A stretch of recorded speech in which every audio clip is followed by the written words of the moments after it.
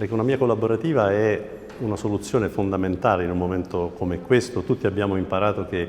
nessuno può vincere da solo e dunque la collaborazione fra imprese, ma anche più in generale tra tutti i soggetti che sono attorno al mondo delle imprese è fondamentale. Da questo punto di vista SardexPay offre un modello già consolidato di successo di economia collaborativa